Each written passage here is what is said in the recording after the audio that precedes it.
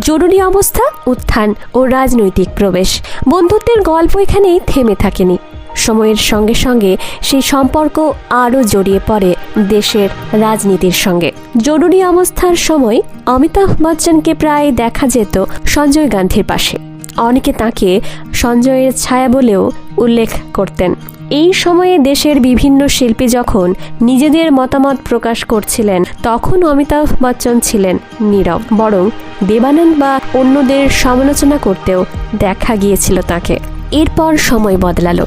সঞ্জয় গান্ধীর মৃত্যুর পর রাজনীতিতে এলেন রাজীব গান্ধী। এই সময় থেকেই অমিতাভের উপস্থিতি আরও বেশি করে চোখে পড়তে শুরু করে। 1982 সালে এশিয়ান গেমস দিল্লির জওহরলাল নেহরু স্টেডিয়ামে উদ্বোধনী অনুষ্ঠানে অমিতাভ বচ্চনের কণ্ঠই হয়ে উঠেছিল সিগনেচার ভয়েস। এই পুরো অনুষ্ঠানের অন্যতম প্রধান উদ্যোক্তা ছিলেন রাজীব গান্ধী।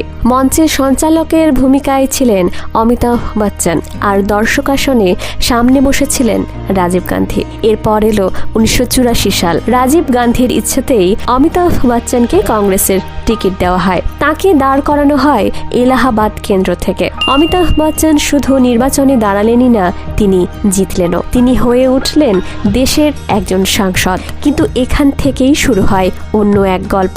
ফতেদারের মতে, সাংসদ হওয়ার পর থেকেই অমিতাভ উত্তরপ্রদেশ সরকারের কাজে অতিরিক্ত হস্তক্ষেপ করতে শুরু করেন। কে কোথায় বদলি হবেন, কার প্রমোশন হবে, এসব বিষয়েও তার প্রভাব দেখা যেতে থাকে। রাজ্যের প্রবীণ নেতারা এই নিয়ে অভিযোগ করতে শুরু করেন। শুধু উত্তরপ্রদেশেই নয়, এমনকি অন্যান্য রাজ্যের কংগ্রেস সংগঠনেও কে কোথায় থাকবেন সেই নিয়েও মত দিতে শুরু করেন অমিতাভ বচ্চন। একবার রাজস্থানে দলের মহিলা শাখার একটি গুরুত্বপূর্ণ পদে নিজের পছন্দের একজনকে বসানোর জন্য চিঠিও লিখেছিলেন তিনি, কিন্তু তৎকালীন মুখ্যমন্ত্রী সেই প্রস্তাবে রাজি হননি।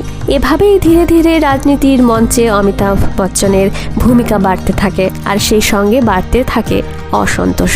অবশেষে এলো সেই দিন, যেদিন সবকিছু বদলে গেল। একদিন অমিতাভ বচ্চন দেখা করতে এলেন প্রধানমন্ত্রী রাজীব গান্ধীর সঙ্গে। দুজনের মধ্যে কিছুক্ষণ কথা হলো। তারপর রাজীব গান্ধী ডেকে পাঠালেন মাখনলাল ফতেদারকে। তিনি এসে দেখলেন রাজীব আর অমিতাভ একসঙ্গে হাঁটছেন। তারপর তারা তিনজন একসঙ্গে ঘরে ঢুকলেন। এরপরই ঘটে সেই অপ্রত্যাশিত ঘটনা। রাজীব গান্ধী হঠাৎই অমিতাভকে বললেন, ফতেদার চাইছেন তুমি পদত্যাগ করো। এই কথা শুনে ফতেদার নিজেই অবাক হয়ে যান, কারণ এই বিষয়ে আগে তার সঙ্গে কোনো আলোচনা হয়নি।